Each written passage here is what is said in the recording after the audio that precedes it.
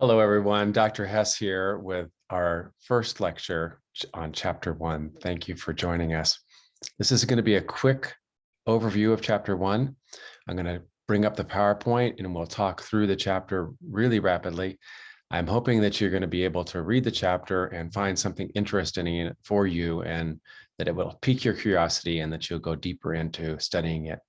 These PowerPoints are also available in our D2L under lecture PowerPoints at the bottom. So again, before we spend too much time here, let me bring up our PowerPoint so that we can start talking about Chapter 1.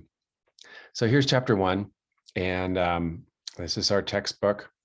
This Chapter 1's all about kind of the history of abnormal psychology and a little bit of the theory behind the different approaches to it, whether they're bio or biological or cultural in their aspects, which we get into a little bit deeper into Chapter 2 when we have that lecture.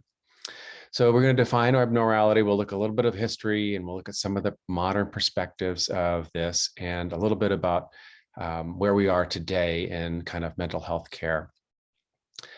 The continuum of mental health is something that's important for us to take a look at the very beginning of our course.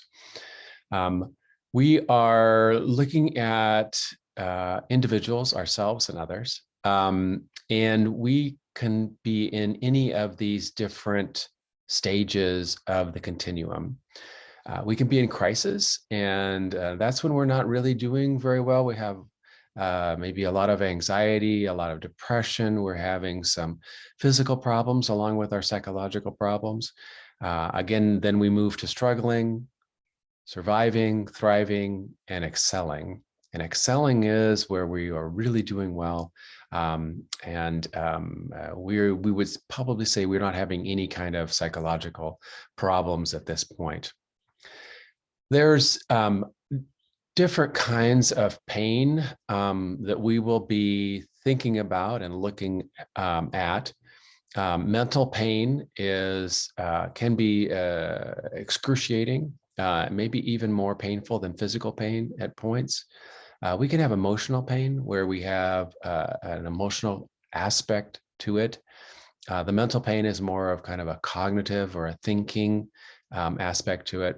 And the physical pain that goes along with some of our psychological problems. Throughout this course, we'll be looking at the different connections between our mind and our bodies. We cannot separate them, at least for this course. Our minds and our bodies are connected in so many different ways. And a lot of our psychological disorders will manifest itself in physical or bodily symptoms.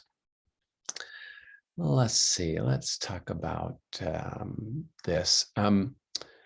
For most of our mental disorders, there's no kind of blood test or kind of a genetic test that we can take. There's a few of them, but they're so rare.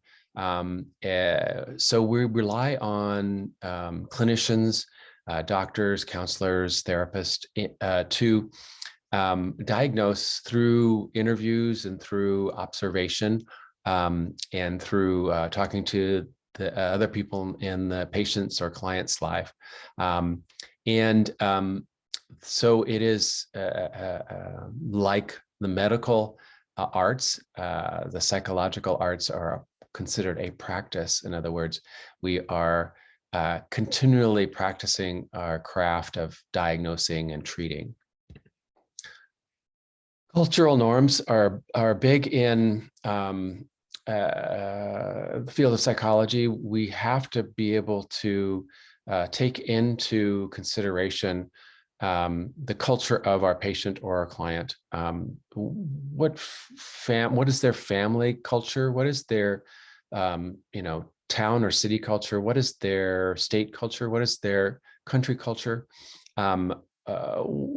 What different ideas might these cultures be influencing our patients in that, and we may not understand the culture, which is why we need to be able to interview and talk and really get clarification from our patients and our clients about where they're coming from and what's normal in their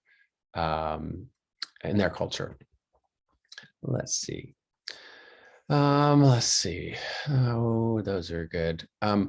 The 4 Ds of abnormality are dysfunction, distress, deviance, and dangerousness. This dysfunction is when the disorder is causing the person to have problems in their everyday life, having trouble at school or trouble at their work. Distress is that emotional or physical pain we talked about earlier. The distress can be in the patient or can be in the patient's significant others or family members. Deviance is outside that cultural norm, and that's why cultural norms are kind of important to know. Is this something that is normal for the culture or not? And dangerousness, harm to self or other. And it's a lot of mental disorders are not dangerous. In other words, most people with mental illnesses are not violent. But at times, the emotional and physical pain can be so severe that patients will harm themselves or harm others in an attempt to stop their emotional and physical pain.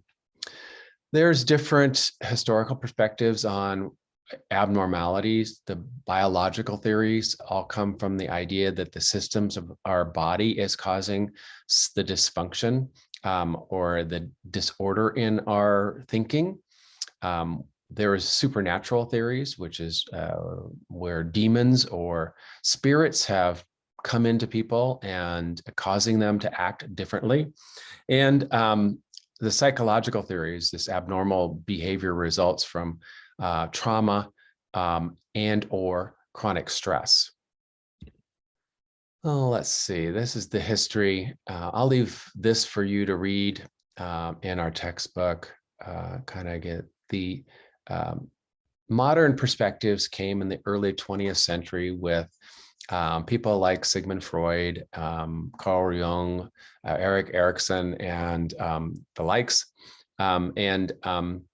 We will be talking about some of them. Most of these big psychological mothers and fathers of our psychological theories, you have already studied a little bit about in your intro to psychology class, but we're going to go a little bit deeper with them as we go along.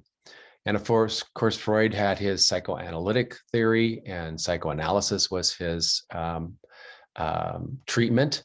Pavlov, Thorndike, and Skinner brought us behaviorism, which is looking at the person's behaviors rather than the why or what they're doing. Like Freud was really interested in that why part. The cognitive approaches, Beck, Ellis, and Bandura, are looking for thought patterns and changing those thought patterns, and hopefully changing the thought pattern will help the person change their disorder to back to that normal, for them normal, I'll put them in quotes, functioning.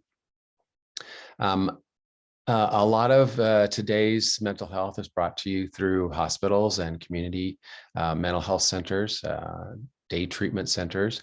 Almost all insurance companies have some kind of community aspects to them. This chart is showing that institutionalizing adults really fell during it started to fall in the 1950s because of the advent of early psychotropic drugs, antidepressants, and anxiety antipsychotics, kept people out of the hospital. Today we have managed care, or your insurance company is now running the care centers for most of us and are providing us with most of our mental health providers and care and treatment. There's different professions that are dealing with our abnormal psychology. The first are the psychiatrists. They are the men and women who have gone to med school and are the practicing medicine men and women. They are the experts in using psychotropic medications to alleviate the symptoms of patients and clients, people who are suffering from mental disorders. Clinical psychologists are usually people with a PhD or a PsyD. They are specializing in research and dealing with intrapsychic things, individual psychic, inner psychic problems. Marriage and family therapists specializes in family therapy or systems theory, where they are looking at everyone in the family and taking into account the interactions between them. Clinical social workers are people who are looking at the social conditions of the city, of the town, of the culture that you're coming from. Clinical social workers are also do individual and family therapy, like psychiatrists and clinical social workers and marriage and family therapists. Licensed mental health care counselors. In Oregon and California, we have LPCCs, licensed professional clinical counselors. They have a lot of varied education, including things like career counseling, and they can provide psychotherapy or treatment for mental disorders and be reimbursed by insurance companies like the rest of these licenses. Psychiatric nurses work mainly in hospitals or sometimes in your doctor's office or the psychiatric psychologist, your psychiatrist's office. They deal with, they are specialized in helping people who are suffering from mental disorders. Our book takes a collection of these theories and comes at abnormal psychology from all of the different theories and perspectives. This is kind of a way that we can look at it. It's kind of a biological, psychological, social, logical aspect to it. I think it's probably the best way to think about it is to include the holistic aspect of psychology. And here's this little graph showing the biosocial psycho factors that go into our understanding of abnormal psychology. Again, trying to keep this short. I'm going to end here. This is the end of chapter 1. Please read the chapter. Please keep up on your work. You're doing well. I can see you on the discussion boards. I can see you interacting with each other, and I'm really happy for that. Thank you so much for joining us in this course again, and I will see you for chapter 2 next. Bye for now.